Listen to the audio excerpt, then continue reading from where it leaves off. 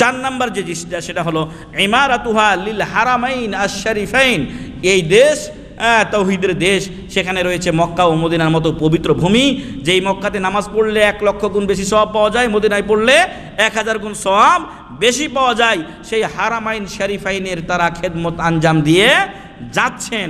আপনারা খেয়াল করে দেখবেন যে প্রত্যেক সময় কত লোক খেদমতে মশগুল আছে। আল্লাহু আকবার। আপনি যে চেয়ারগুলোতে বসছেন, চেয়ারগুলোর জন্য আলাদা আছে না লোক? বিভিন্ন মাজুর মানুষেরা যে চেয়ারগুলো যা করতেছে, তো এগুলোর জন্য আলাদা লোক আছে। এক সময় দেয়, আবার এক সময় এগুলোকে উঠিয়ে রাখে, যার দরকার ওইখান থেকে আবার নিয়ে আসে। এগুলোর জন্য খেদমত আছে। ওইটা সবসময় এই ময়লা আবর্জনা সাফ করার জন্য, তারপরে এগুলোকে ঘষে মেজে ঠিক করার জন্য লোক আছে। তারপরে খেদমত, এই যে খরচ হচ্ছে, কোনো বিশ্বের কাছে তারা খরচ চেয়েছে যে আমরা আমাদের এটা চালাতে পারছি না, তোমরা খরচ দাও।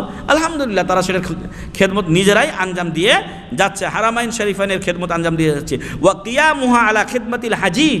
হাজিগণ যখন আসেন, এবার 25 লক্ষ সরকারি হাজি হজ করেছেন সরকারি হিসেবে, আরও যেগুলো চোরা ছিল এরাও তো 2-3 লক্ষ বেশি হবে। তো প্রায় 30 লক্ষ আনুমানিক হাজিরা এসেছেন হজ করতে। তাদের সার্বিক খেদমত আঞ্জাম দিয়েছেন, তাদের জন্য রাস্তার ব্যবস্থা করে দিয়েছেন। এবং হাজিদের মাঝে অসংখ্য কিতাব কি করা হয়? বিতরণ করা হয়। হাজিদের মাঝে দাওয়াতি কাজ করা হয়। এদের বিভিন্ন দাওয়াতি সংস্থা যেগুলো আছে, ওই দাওয়াতি সংস্থাগুলো হাজিদের মাঝে বই বিতরণ করে, তাদের খেদমত করে।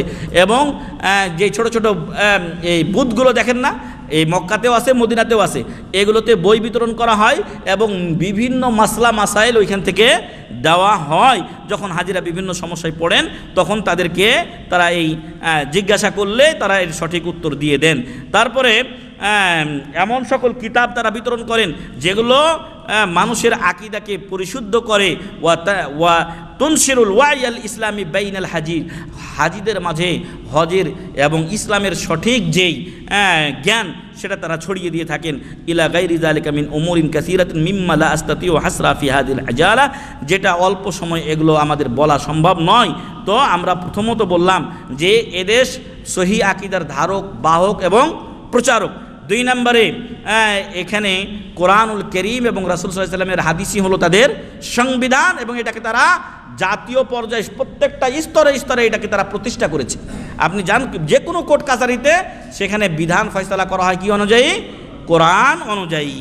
3 নম্বরে তারা কোরআনুল কারীম আরবিতে এবং বিভিন্ন ভাষায় ছাপিয়ে এটা বিশ্বব্যাপী প্রচার করছে। 4 নাম্বার, হারামাইন শরীফাইনের সার্বিক খেদমত তারা আঞ্জাম দিয়ে যাচ্ছেন, হাজিদের তারা খেদমত করছেন।